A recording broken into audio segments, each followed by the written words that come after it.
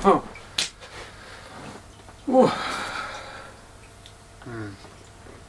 everyone, hello, welcome back to the channel.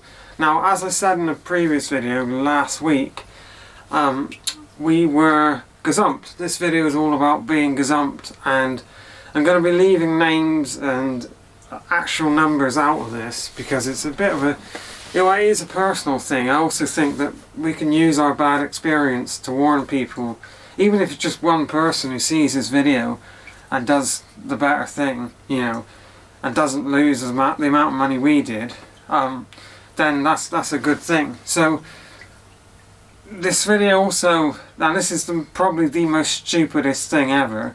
This video only applies to England and Wales because the law in Scotland is different and this can't happen in Scotland. So it's just, oh, right. So what does being gazumped mean?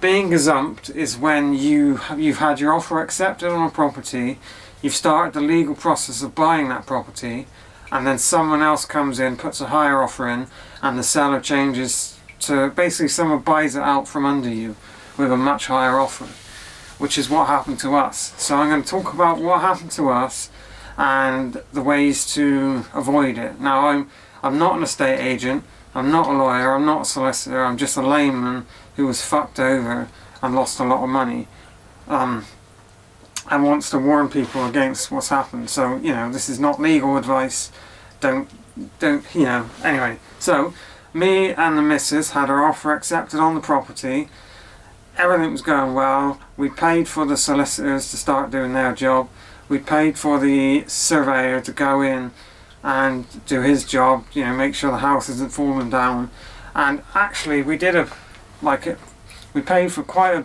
a substantial survey because it was an older cottage. We thought we better do it right and paid for an expensive survey.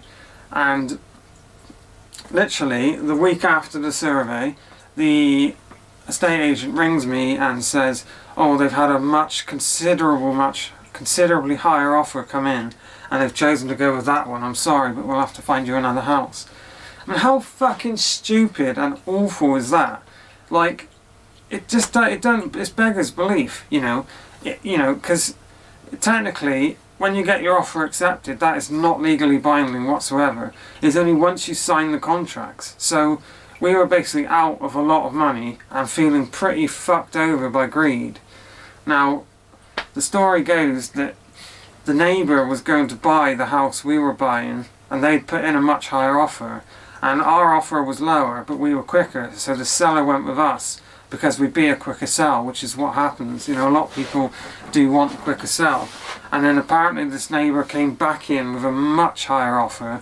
The words she used were considerably higher, and apparently their hands were tied.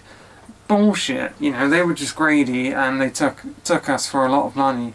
And if you're a first time buyer like us, you probably don't have a lot of money to waste to throw down the toilet like this. So we were absolutely gutted. Now, there is a silver lining. We've had our offer accepted on another property, and this property is a hell of a lot better, in my opinion.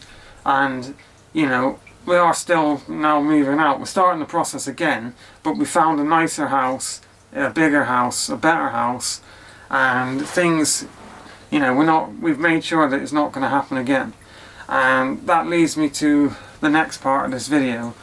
So you can get, now I haven't looked into it massively, but you can get home buyer's insurance, which should cover you if you get gazumped or you get fucked over. There's hair on my glasses.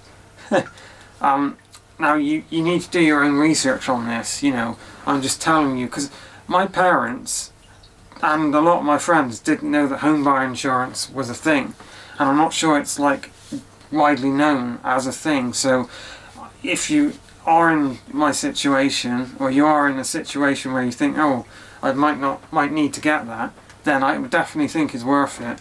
Again, do your own research, but you could have a look at that. And the other thing that you must do is get them to take it off the market. Now the situation might be different, like there are some situations where it doesn't need to be taken off the market, but you have to remember that you know, the estate agent is out to make money. They couldn't give a shit about you buying that house. So if they do get this much higher offer, they are legally required to then put that offer onto the seller. And even though they might give you some mumbo jumbo bullshit like, oh, we don't allow viewings, so this isn't going to happen, which is what they said to us, you still could get gazumped. So I would be cautious, and just get them to take it off the market. Once it's off the market, they would then have to relist it, put it back on the market to get any other offers legally. And if they did that, then that would just raise red flags, and you'd think, wait a minute. So definitely get them to take it off the market. Now, it's not something that, like, you can't just say, oh, you know, now take it off the market. You sort of have to, sort of in like the bargaining process. You say, oh, I'll give you $290, I'll come up to $290, but you've got to take it off the market. Something like that. But yeah, I would definitely recommend doing that, so you do not get fucked over, because we got fucked over and it hurt, and we lost money, a lot of money. And just go careful. The third thing is just go careful. Look at the situation. Look at how many other people have put an offer in on the property, and if it was a bidding war, you know, just bear in mind that if you've won that bidding war, someone might change their mind and come back with a much higher offer again. And if you haven't signed those contracts, or you haven't put a sort of like a clause in, then you will get gazumped. And apparently it happens a lot more than people think, a lot more than we knew, but it was just awful. And obviously, you know, we were so excited to be moving out, and I was so excited to be filming videos with a much nicer backdrop, and you just don't let it happen to you. Just go careful, you know. Now, if you've watched this video, if you're a regular and you've watched this video all the way through, thank you. Let me reward you with some music stuff. I did pick up the other day a Beatles Rarities vinyl in a charity shop. Now, I love this because it's got it's just got some different songs on it, and it's sort of like selection of songs. Things like, well, I'll show you the back. You know, you got Helter Skelter, Don't Pass Me By, You Know My Name, Look Up the Number. The Inner Light is on this. I don't actually have that on vinyl, but now I do. Help, I'm Only Sleeping. The German version of She Loves You, I think. But there's two, it might be I Want to Hold Your Hand, I'm not sure. It is I Want to Hold Your Hand. And it has the Butcher's cover inside. Now that is really creepy. I don't know what was going on with that. But this is the Capitol Records as well, which I believe this is the American pressing. Yeah, pressed in the USA or made in the USA. So someone must have either shipped it over or bought it in America and came over with it physically, which is cool. The British one is different, but that's really cool. Thanks for watching. Make sure you go careful, don't get screwed over, and I'll see you again soon. Take care, everyone.